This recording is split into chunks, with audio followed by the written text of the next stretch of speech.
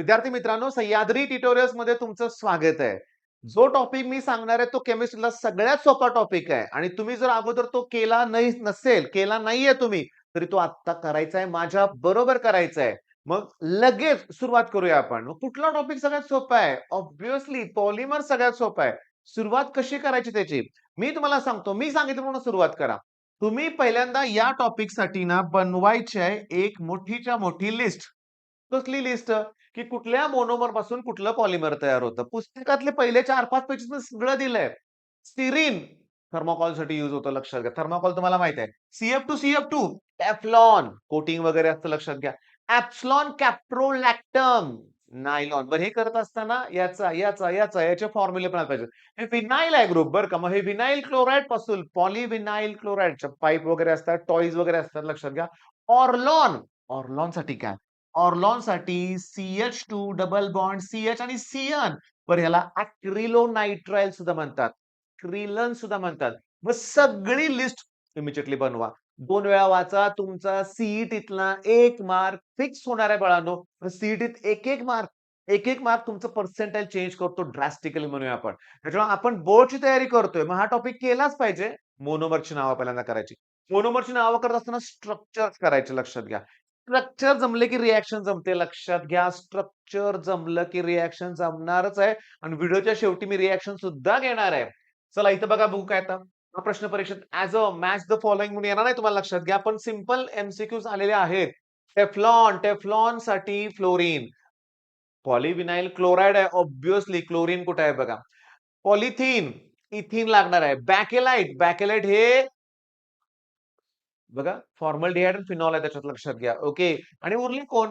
Polyester. मग पॉलिएस्टरसाठी dicarboxylic acid आणि पॉलीहायड्रॉक्सी glycol म्हणजे इथिलीन ग्लायकोल यूज केलं तर डॅक्रॉन तयार होतं, ज्याला आपण पॉलिएस्टर सुद्धा म्हणतो.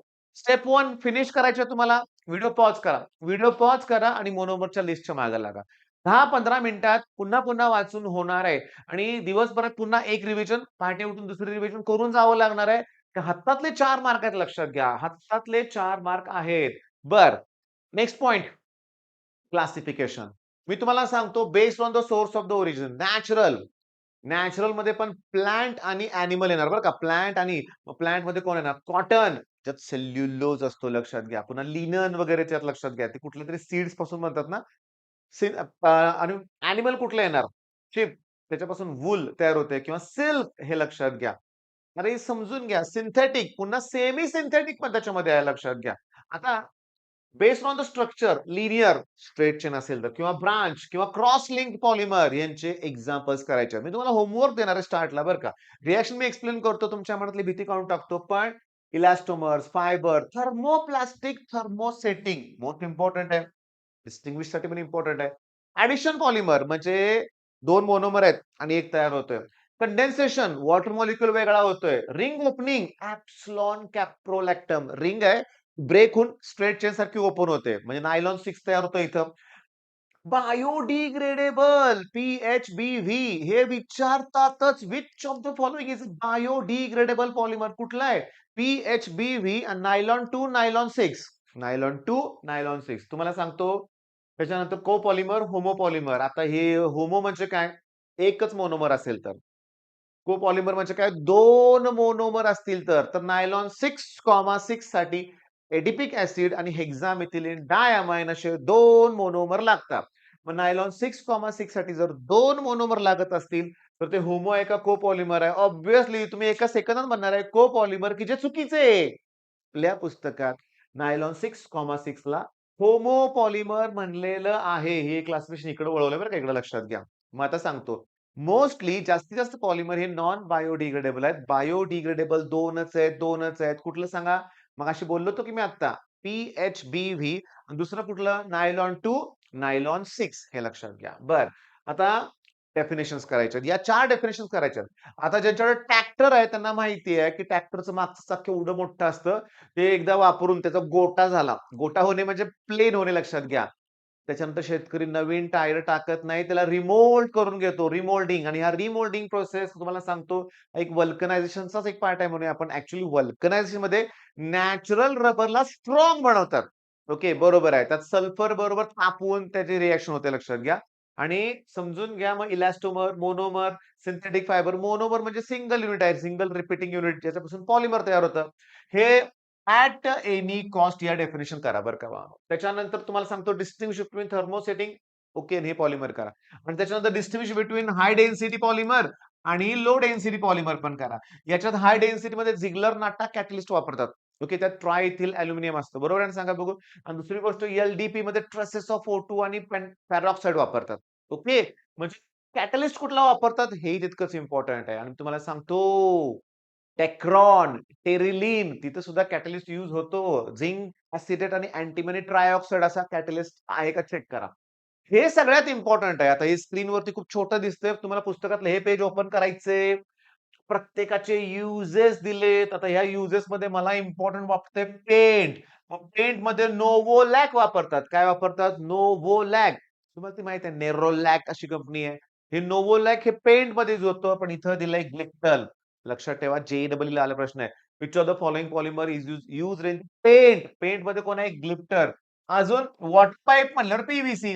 मग रेनकोटला पण पीव्हीसीच आहे लक्षात घ्या.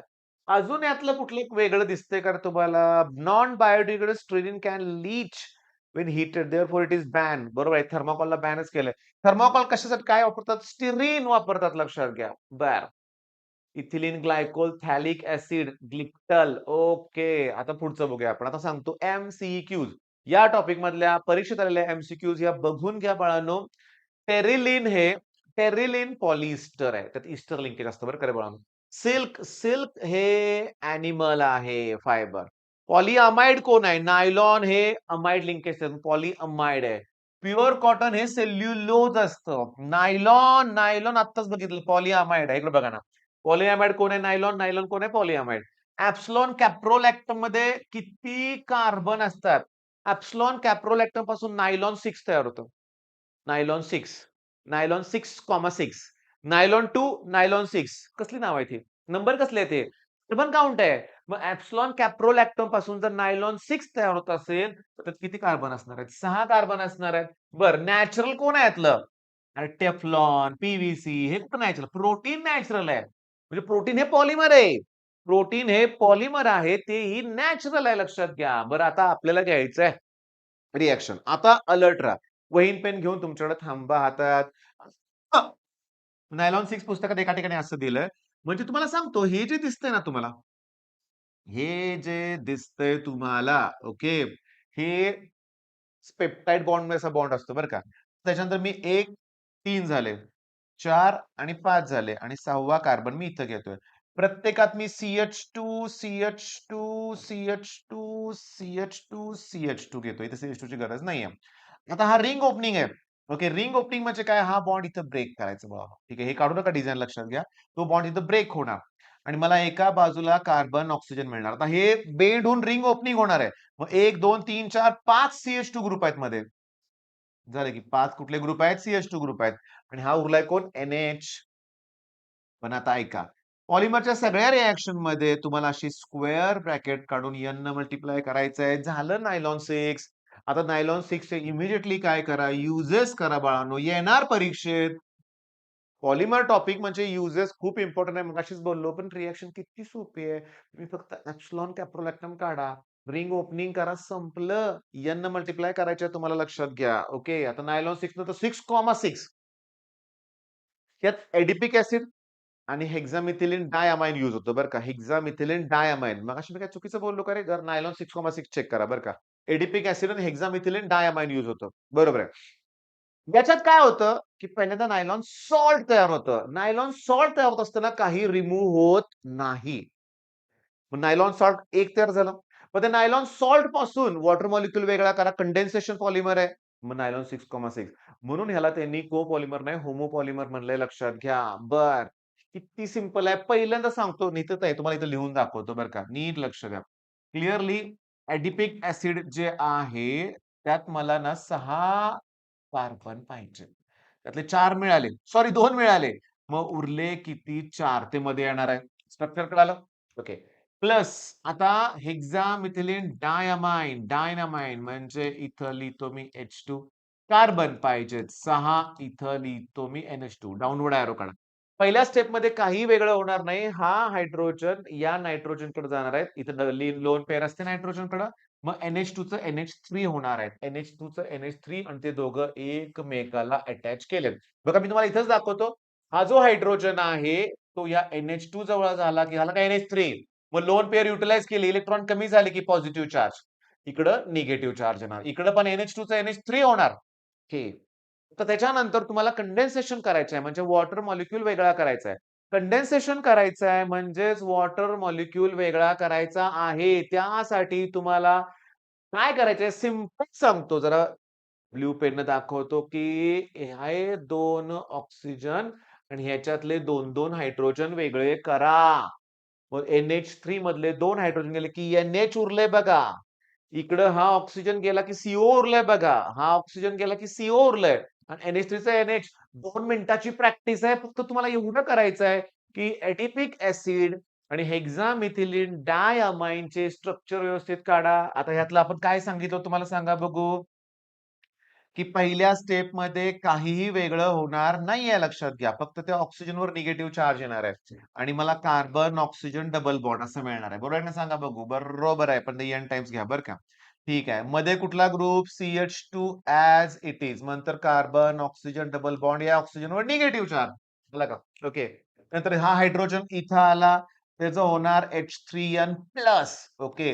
पुन्हा CH2 6 टाइम पुन्हा NH3 प्लस इथे एन टाइम म्हणलंय का म्हणलंय तर नेक्स्ट कंडेन्सेशन होणार वॉटर मॉलिक्यूल वेगळा करायचा कुठला वॉटर मॉलिक्यूल वेगळा करायचा आहे हा ऑक्सिजन हा ऑक्सिजन इथले 2 हायड्रोजन इथले 2 हायड्रोजन संपलं की नायलॉन 6,6 वाटतंय का सोपं तुम्हाला एकदम सिंपल आहे नायलॉन 6 करा नायलॉन 6,6 करा आणि आता टेरिलिन करा ज्यात इथिलीन ग्लायकोल यूज होतं आणि थॅलिक ऍसिड यूज होतं बरं का ऍसिड यूज होतं त्याला हे तर याचं प्रोनाउन्सिएशन बघा टेरेथॅलिक ऍसिड करतो मी आणि इथिलीन ग्लायकोल इतकं सिंपल आहे इतकं सिंपल आहे इथिलीन ग्लायकोल आणि हे ऍसिड मधलं इथं फक्त वॉटर मॉलिक्यूल वेगळा करा संपला विषय हे सगळं ऍज इट इज येणार आलंय का बघा OH CH2 यांनी काय भानगड अशी काय केलंय याला त्यांनी एन टाइम्स का केलंय लक्षात घ्या. तुम्ही सांगू का क्लिअरली बरं का बाळांनो समजून घ्या बरं का. समजून घ्या मला काय म्हणायचंय ते. हे असं कसं केलंय इथं लक्षात घ्या, की तुम्हाला काय करायचंय क्लिअरली बघा, की इथं COO लिंकेज आहे. ईस्टर लिंकेज मला पाहिजे बरोबर आहे. ईस्टर लिंकेज मला पाहिजेच लक्षात घ्या. पण मी काय म्हणतोय जास्त पण तुम्ही करायला नको. जुन्या सिलेबसमध्ये या थोडा फरक आहे मान्य करतोय मी. पण तुम्ही आता हे ॲज इट इज पुस्तकात लिहिलं तरी काही हरकत नाही किंवा तुम्ही थोडंसं वायरमध्ये चेक करा बरं का. ॲक्चुअली कंडेन्सेशन आहे इथं सुद्धा. कंडेन्सेशन आहेच. वॉटर मॉलिक्यूल वेगळा होतोय समजून घ्या. आता बघा इथला त्यांनी OH लिहिलाय का इथं? नाही लिहिला. इथलं H लिहिलंय का? नाही ते वेगळं होणार आहे. बरोबर आहे. पण ही बाकीची लिंकेज जर तसेच राहणार असतील, तर मग तो जो बॉन्ड होणार आहे एन टाइम्स त्यांनी तो मध्ये दाखवलाय हेही लक्षात घ्या. ओके. आता मी तुम्हाला या टॉपिक मधल्या परीक्षेत आलेले प्रश्न तुम्हाला दाखवतोय आणि आता इथे समजावून काय सांगतोय बघा. सगळ्यात इम्पॉर्टंट हा पॉइंट अगोदर सांगायला पाहिजे होता. टेफ्लॉन साठी हे लागते तुम्हाला माहिती आहे. बरोबर आहे? आता गंमत बघा. एकदा का तुम्हाला बघा मी तुम्हाला सांगतो. एकदा का तुम्हाला रिपीटिंग युनिट कळालं, की संपलं. मोनोमर मिळालं, कळालं की संपलं. एवढं करायचंय की डबल बॉन्डचा सिंगल बॉन्ड होणार. डबल बॉन्डचं सिंगल बॉन्ड होणार. हे CF2 असं लिहितो CF2.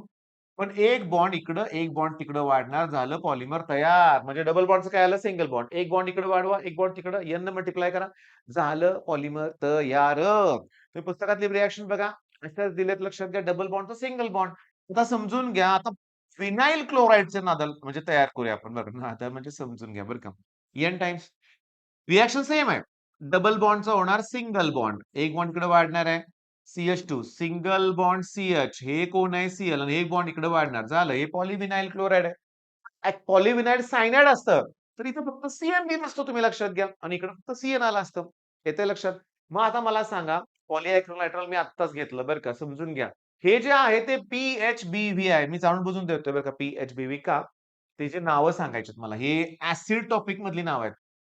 व्हॅलेरिक acid, butyric acid, acid टॉपिकच्या डेफिनेशन क्लासिफिकेशन मध्ये जावा तिथं ते दिलेलं आहे. बरं बीटा हायड्रॉक्सी व्हॅलेरिक ऍसिड सांगतो. Beta hydroxy. हायड्रॉक्सिल ग्रुपच्या शेजारच्या कार्बनला अल्फा म्हणायचं, त्याच्या पुढच्या कार्बनला बीटा म्हणायचं. बीटा हायड्रॉक्सी म्हणजे याला OH ग्रुप असणार आहे 100% बघा. याच्या शेजारच्या कार्बनला अल्फा कार्बन हा बीटा आहे का? बीटा हायड्रॉक्सी बरोबर आहे ना? इथं बीटा हायड्रॉक्सी. पण बीटा हायड्रॉक्सी व्हॅलेरिक ऍसिड म्हणजे 5 कार्बन पाहिजेत. 1, 2, 3, 4, 5. ब्युटॅरिक म्हणजे 4 पाहिजेत. 1, 2, 3, 4. पण दोन्ही ठिकाणी बीटा हायड्रॉक्सीच आहे. तर पुन्हा हे बरोबर आहे. आता बघा वॉटर मॉलिक्यूल फक्त वेगळा करा. इथला त्यांनी हायड्रोजन घेतलाय. बघा इथला हायड्रोजन घेतलाय. आता CH3 हे आहे इथपर्यंत बॉन्ड. आता COOH मध्ये COO घेतलाय लक्षात घ्या. मी तुम्हाला सांगतो. एका ठिकाणचे हायड्रोजन, दुसऱ्या ठिकाणचे OH रिमूव्ह करा. इकडचा OH, इकडचा OH त्यांनी रिमूव्ह केलेला आहे आणि इकडचा हायड्रोजन तयार होते रिएक्शन. मग मला काय म्हणायचंय? आता काय होणार आहे? तुम्ही हा व्हिडिओ शेवटपर्यंत बघितलाय. तुमच्या लक्षात आलं असेल, की पॉलिमरमध्ये वॉटर मॉलिक्यूल रिमूव्ह करायचं कळालं पाहिजे. 1-2 वेळा प्रॅक्टिस करणं गरजेचं आहे. 2 मार्काचा प्रश्न येतो रे. 2 मार्काचा प्रश्न येतो. प्रिपरेशन ऑफ नायलॉन 6 आलं 2 मार्कला. लॉटरी आहे, रिंग ओपनिंग. नायलॉन 6,6 होऊ दे. त्याला सॉल्ट तयार होणार आहे. पुन्हा कंडेन्सेशन होणार आहे. म्हणजे हा टॉपिक सोपा आहे. वेळ लागणार आहे, पण केलं पाहिजे. का? सीईटी पुढे डोक्यात ठेवून. बोर्डला तर फायदा होणारच आहे. सीईटीला नक्कीच होणार आहे आणि आहे या टॉपिकमध्ये अवघड नाहीये. मग नक्की करा. All the best.